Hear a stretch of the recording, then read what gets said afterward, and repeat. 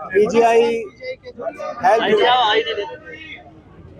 Health university PGI के हमारे कर्मचारी, बहुत से जो कर्मचारी हैं वो यहाँ पर अनिश्चितकालीन हड़ताल के माध्यम से अपनी आवाज़ सरकार तक पहुँचाने की कोशिश कर रहे हैं, लेकिन सरकार के कानों तक आवाज़ नहीं पहुँच रही।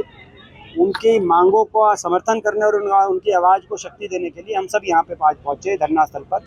बहुत सी ऐसी मांगे जो जायज़ है। बहुत बड़ा घोटाला एक सामने आया, आपने देखा, दिशा की मीटिंग में मैंने उठाया था, जो कर्मचारियों की ठेकेदारी के रोल्स पे रखे होने के नाम पर बड़े बड़े पदों पर बैठे हुए हेल्थ यूनिवर्सिटी में लोग अपने घरों में कईयों को रोल पे नाम देके उनकी मिलने वाली जो तनख्वाह थी, कमाई थी, उन्होंने डकारने का काम किया।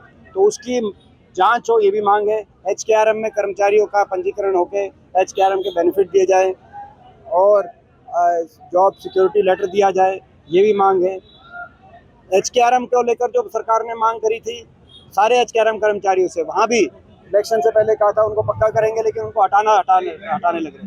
तो ये सारी बातें हैं, इनको मांगों का हमने समर्थन किया है और सरकार से मांग करते हैं जल्दी जल्दी इनका समाधान किया। सर, ठेकेदार का कहना है कि 1500 के करीब कर्मचारी और ये 900 कुछ कर्मचारी हैं जो HKRM के पोर्टल पर चढ़ाने की मांग कर रहे हैं।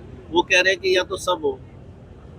ये देखिए, ये कार्य कोई जो है ठेकेदार का नहीं है, ये विषय है यूनिवर्सिटी के वाइस चांसलर का। और जो सरकार है, हरियाणा सरकार के जो सेक्रेटरी हैं, जो मंत्री हैं, वो पीजीआई में इतनी ज्वलंत समस्या है कर्मचारियों की, जो बात है वो सबके साथ बैठ के उसका समाधान करें, इनकी मांगों का समाधान निकलवाएं। ये उनके विषय का मांग है। ठेकेदार को और इनको आपने सामने करने की परिस्थिति को नहीं मेंटेन रखा जा सकता।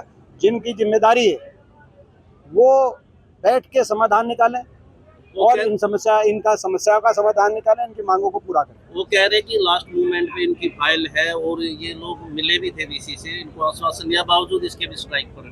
तो भाई वो क्या, वो तो वो बता रहे हैं ना, आप जो कह रहे हैं। तो ये जो जब तक इनकी मांग पूरी नहीं होती, इनको अधिकार है अपनी मांग रखने का, तो ये ठीक कह रहे हैं। ये अपनी अगर जो है, ये तो अपनी जायज़ मांगों को लेकर लड़ाई लड़ रहे हैं, इनको अपना अधिकार है और हम उन मांगों का समर्थन करते हैं। अच्छा सर, एक CET को लेके जो है कोई कार्रवाई नहीं की गई और ना हमें उम्मीद है।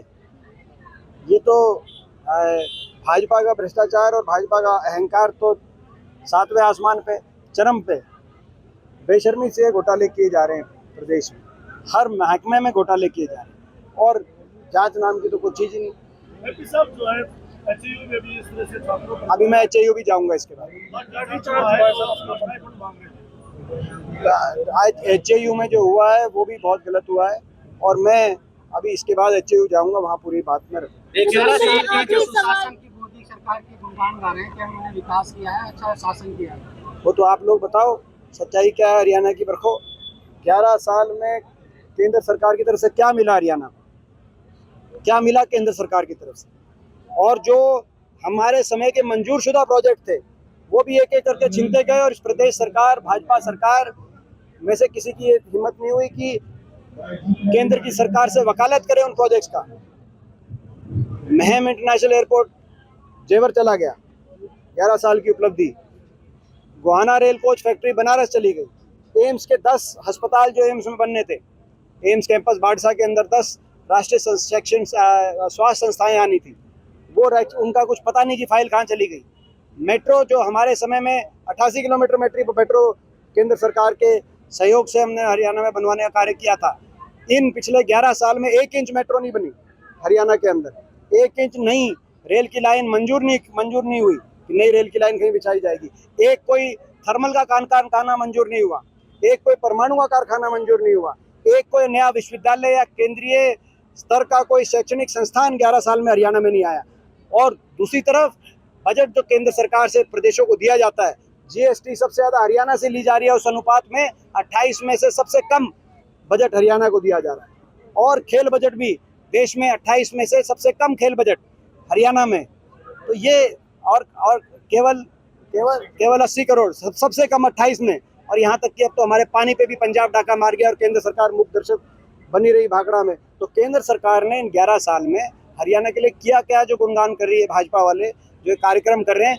कार्यक्रम ना करें भाजपा वाले, ये भी बताएं कार्यक्रम में कि 11 साल में जो मैंने ये प्रश्न किए हैं, इन प्रश्नों में से किसका जवाब उनके पास है क्या? एक सर और साथ में पर्ची से नौकरी लगती है, मैं भी पर्चियां लेकर दोस्ती किरण, सवाल मेरा कुछ रहे हैं प्रमाण पत्र ना बनने कारण काफी हुआ है जो देखिए, हाँ उसमें भी सरकार का जो सीटी वाली कह रहे ना, तो सीटी में मैंने कहा था कि इसको सीटी को आगे डेट भी बढ़ाई जाए, और जो है जो सारी जो ये आप प्रमाण जो आप कह रहे हो कि भाई जो सर्टिफिकेट्स हैं उसके बनने में जो दिक्कतें आ रही हैं उनका समाधान हो। दूसरा, जहाँ हरियाणा के अंदर बहुत से नेता ऐसे हैं जो जब सुबह उठते हैं तो हुड्डा साहब के नाम का जाप शुरू करते हैं, पूरा दिन हुड्डा साहब का नाम जपते हैं, और शाम तक मेरा नाम जपते हुए जो है, और अगले दिन सुबह से दोबारा सारा दिन उनका काम ही है। हरियाणा बहुत से नेता ऐसे हैं, और उन नेताओं का मैं दिल से धन्यवाद करता हूँ, क्योंकि कहीं ना कहीं हरियाणा की राजनीतिक परिस्थितियों में चर्चा का केंद्र बिंदु वो जो है वो हुड्डा साहब को रखते हैं। ये हम उनका विशेष तौर से धन्यवाद करें।